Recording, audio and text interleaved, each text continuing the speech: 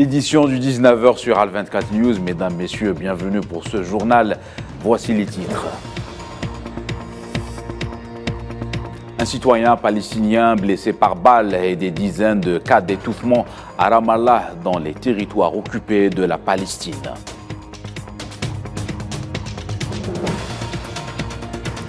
Une année jour pour jour après le drame de Melilla qui a coûté la vie à des migrants africains.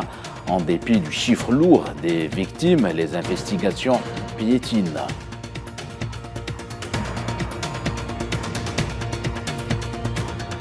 Clôture du sommet de Paris, les participants favorables à une taxe internationale sur le transport maritime.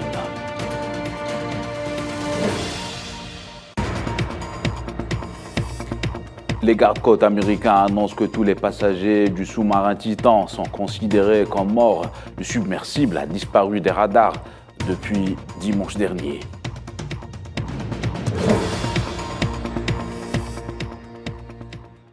Bonsoir à tous, voilà pour les titres. Lors de son déplacement en Allemagne, le ministre algérien des Affaires étrangères, Ahmed Attaf, et le vice-chancelier allemand et ministre de l'économie, Robert Habeck, ont mis en avant la préparation de la prochaine session du comité économique mixte entre les deux pays, en organisant une réunion au niveau des experts en Algérie au mois d'octobre prochain, afin d'évaluer les progrès accomplis dans la réalisation des objectifs du partenariat bilatéral à différents niveaux, selon un communiqué du ministère algérien des Affaires étrangères. Les deux ministres ont passé en revue les relations entre l'Algérie et l'Union européenne et les entretiens ont porté sur les relations de partenariat économique algéro-allemand et les perspectives qui s'offrent pour les renforcer, notamment dans le cadre des nouveaux projets dans le domaine des énergies renouvelables et l'hydrogène vert.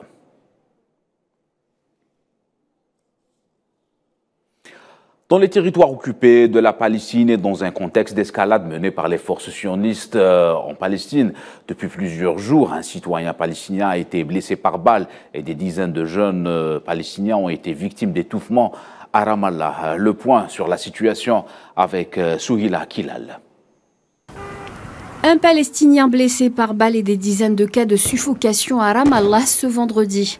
Dès l'aube ce matin, des dizaines de colons sionistes escortés par un important cordon militaire ont tenté de se faufiler dans la ville, mettant le feu à l'entrée. L'armée d'occupation sioniste a tiré à balles réelles en direction des jeunes Palestiniens qui tentaient de repousser tant bien que mal l'incursion, blessant un jeune Palestinien à la poitrine et provoquant l'étouffement de dizaines d'autres. Ailleurs, dans le gouvernorat de Ramallah, quelques dizaines de colons sous la protection de l'armée se sont rassemblés à l'entrée ouest du village de Beitin et ont caillassé les véhicules de Palestiniens qui passaient à proximité, causant des dégâts matériels. Ce vendredi également, lors de raids sionistes en Cisjordanie, notamment à Naplouse Beit Lahmi el-Khalil, l'armée d'occupation a procédé à une série d'interpellations parmi les Palestiniens. Au total, 9 jeunes ont été arrêtés après avoir fait irruption dans un certain nombre de maisons et mené des fouilles approfondies. Des affrontements sont suivis au cours desquels les soldats sionistes lourdement armés ont tiré à balles réelles en direction des résidents, faisant 2 blessés au cou et aux côtes et provoquant l'étouffement de dizaines d'autres à cause des gaz lacrymogènes. Les 2 jeunes blessés ont été transportés d'urgence à l'hôpital pour y être soignés. Par ailleurs, dans la soirée de jeudi à vendredi, les soldats sionistes qui tenaient un poste de contrôle près du village de Deir Saraf, à l'ouest de Naplouse, ont arrêté un habitant de la ville de Tolkaram. L'Algérie a condamné dans les termes les plus forts les agressions barbares répétées et les actes d'intimidation auxquels s'adonnent les colons sionistes contre les citoyens palestiniens sans défense. C'est ce qu'a indiqué un communiqué du ministère algérien des Affaires étrangères, renouvelant son appel à la communauté internationale d'assumer ses pleines responsabilités afin de mettre un terme à la spirale de violence sanglante et les agressions contre les Palestiniens et leurs biens. L'Algérie réitère son entière solidarité et sa position de principe soutenant le peuple palestinien pour le recouvrement de tous ses droits légitimes et inaliénables.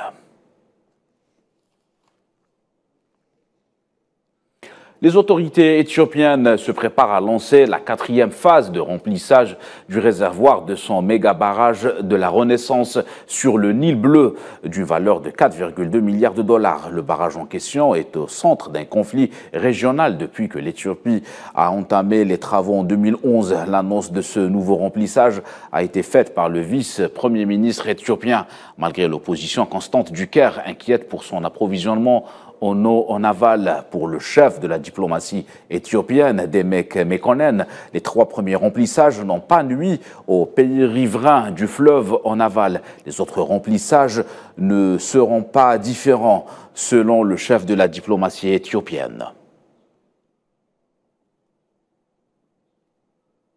Actualité continentale toujours, lors d'une réunion d'information au Conseil de sécurité de l'ONU à New York, la directrice exécutive du Programme alimentaire mondial, Cindy McCain, a appelé à un plan d'action en 5 volets pour répondre à la situation d'urgence de plus en plus grave et préoccupante en Somalie. Selon McCain, la Somalie a échappé à la catastrophe de la famine en 2022 car la communauté internationale a vu les signaux d'alarme passer au rouge et s'est empressée de réagir. Les donateurs ont financé une augmentation sans précédent d'aide humanitaire.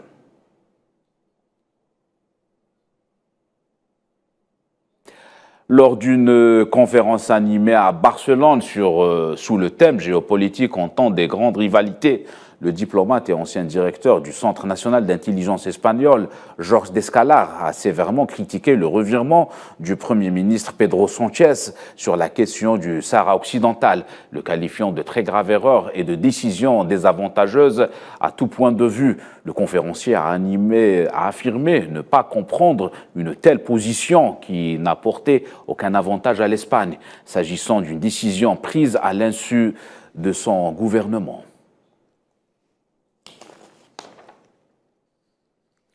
Trois corps de candidats à l'immigration clandestine ont été repêchés et 12 autres portés disparus suite au naufrage de 3 embarcations d'immigration au large des côtes tunisiennes.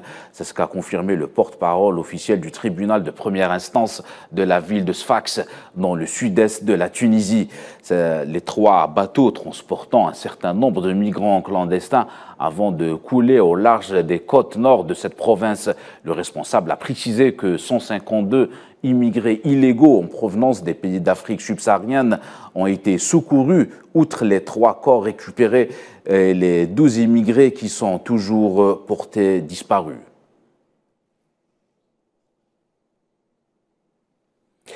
Immigration clandestine toujours, c'était le 24 juin 2022 lorsque des migrants de nationalité africaine ont tenté de franchir la frontière de l'enclave espagnole de Melilla. Une trentaine d'entre eux meurent dans la bousculade et du fait de l'usage excessif de la force. Récit de Khadija Hadawi. Vendredi 24 juin 2022, le monde est bouleversé par des images qui parviennent depuis Ceuta et Melilla. Les corps sans vie de dizaines de migrants gisant sur le sol, entassés les uns sur les autres.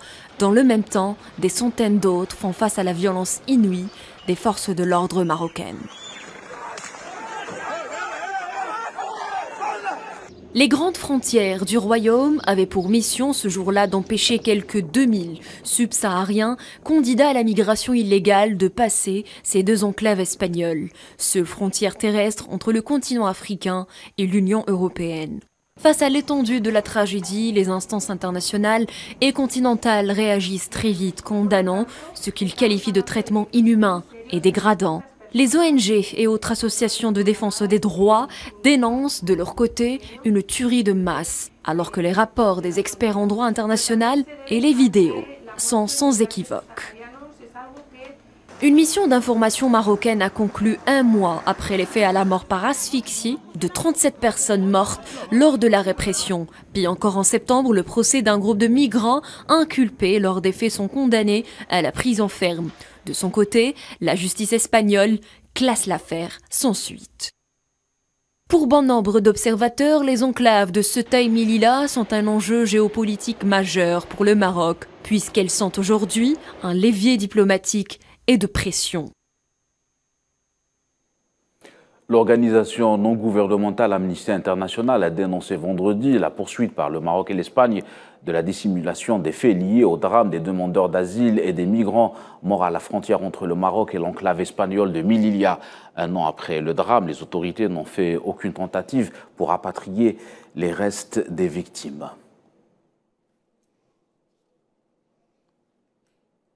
À l'occasion du sommet pour un nouveau pacte financier mondial, le président français Emmanuel Macron a appelé à une mobilisation pour mettre en place des taxations internationales sur les transactions financières, les billets d'avion et le transport maritime, afin de financer la lutte pour le climat et contre la pauvreté. Le président français n'a pas totalement exclu de plaider pour un impôt de solidarité sur la fortune au niveau mondial, pour financer la lutte contre le changement climatique après l'avoir largement supprimé en France. Donc, nous sommes favorables à une taxe internationale sur le transport maritime parce que c'est un secteur qui n'est pas taxé. Et il n'y a aucune raison qu'il ne soit pas taxé et qu'il ne contribue pas aux efforts partout sur la planète. Et donc, je pense que c'est une très bonne cause. L'objectif ici était de continuer à mobiliser. On a un club de ceux qui pensent comme nous. Et c'est à l'Organisation maritime internationale que la négociation doit se tenir et que nous la tiendrons. Et donc nous défendrons une taxation qui peut être très modique au début. Mais parce que c'est un secteur qui certes est en train de se décarboner, d'ailleurs nous l'accompagnons, mais pour lequel il est tout à fait justifié que les revenus qui sont faits, qui sont parfois très importants, fassent l'objet d'une taxation. Lors d'un point presse commun, le président américain Joe Biden et le premier ministre indien Narendra Modi ont vanté une relation bilatérale plus forte, plus étroite et plus dynamique que jamais. La visite d'État de Narendra Modi au bureau ovale intervenait alors que Washington cherche à renforcer sa position face à Pékin et dans un contexte géopolitique particulier marqué par le conflit en Ukraine. La visite a aussi permis d'approfondir la relation économique et technologique, et ce alors que les États-Unis sont devenus le premier partenaire commercial de l'Inde. Les deux pays ont ainsi soldé plusieurs litiges commerciaux.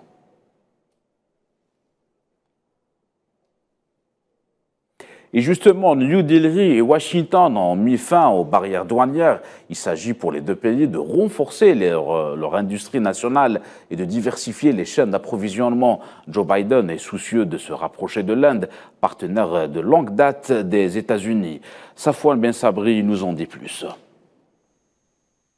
Séance de yoga géante aux abords du siège des Nations Unies. C'est en promoteur du soft power indien que Narendra Modi a commencé sa visite officielle aux États-Unis. Ainsi, le lendemain, les deux chefs d'État ont vanté la nouvelle énergie de leur partenariat, une notion large qui caractérise une relation particulière entre les deux États. Les relations avec l'Inde sont vitales pour Washington. Narendra Modi est l'un des rares dirigeants à avoir eu droit à un dîner avec Joe Biden.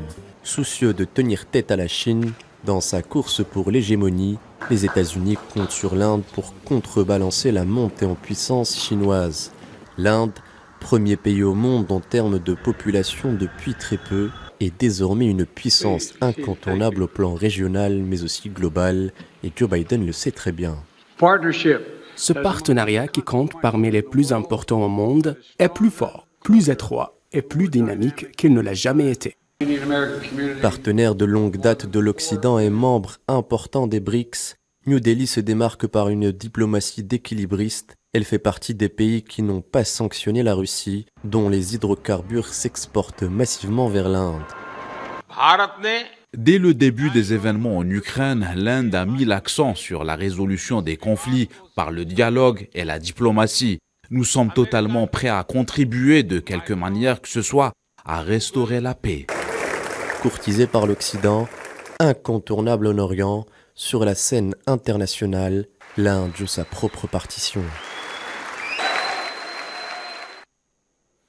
L'Union européenne a de nouveau demandé l'organisation de nouvelles élections municipales dans le nord du Kosovo au cours d'une difficile réunion avec les dirigeants serbes et kosovars convoqués pour une réunion de crise à Bruxelles.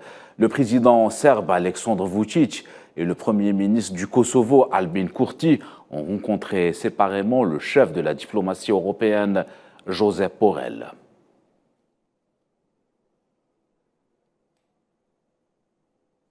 Nous vous lisons en titre, les gardes-côtes américains ont annoncé que tous les passagers du sous-marin Titan sont considérés comme morts.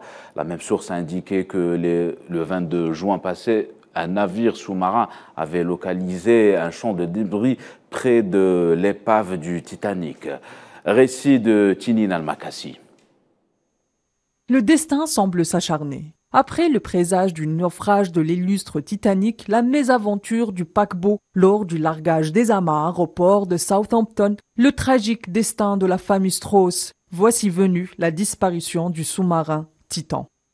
Les légendes autour du Titanic nourrissent vraisemblablement la thèse d'un anathème dans le subconscient du commun des mortels. En 1898, Morgan Robertson avait hasardeusement prédit le même scénario dans son roman Le naufrage du Titan, un livre qui retrace l'histoire d'un paquebot britannique nommé Titan, qui émerge dans l'Atlantique Nord après avoir saccadé un iceberg. Seuls 1000 passagers ont réussi à monter à bord de quelques canots de sauvetage.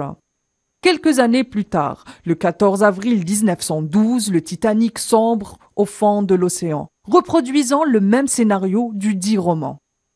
Plus troublant encore, William Thomas Stead, un journaliste auteur d'un article de fiction dans le Review of Review, parle du Majestic, un bateau appartenant à la White Star Line, tout comme le Titanic avec le capitaine Smith portant le même nom que le capitaine du Titanic, le Majestic s'échoue sur un iceberg causant la mort de nombreux passagers. 16 ans après avoir acquis cette histoire, William Thomas Stead trouva la mort dans le naufrage du Titanic. Le 10 avril 1912, à peine sorti du port de Southampton, le Titanic a évité de justesse de heurter un autre bateau, le New York. Le paquebot avait reçu plusieurs avertissements signalant la présence d'icebergs dans les heures précédant le choc. Et pour boucler la boucle, Wendy Rush, arrière-petit-fils de Ida et de Isidore Strauss, le couple iconique qui avait trouvé la mort à bord du Titanic en 1912, se trouve être l'épouse de feu Stockton Rush, le fondateur de l'entreprise OceanGate en 2009 et pilote du Titan, l'un des 5 disparus de cette tragique implosion, non loin de l'épave du Titanic. Après la malédiction des pharaons, serions-nous en train d'assister à la malédiction du Titanic ? Et c'est la fin de cette édition. Excellente soirée à tous.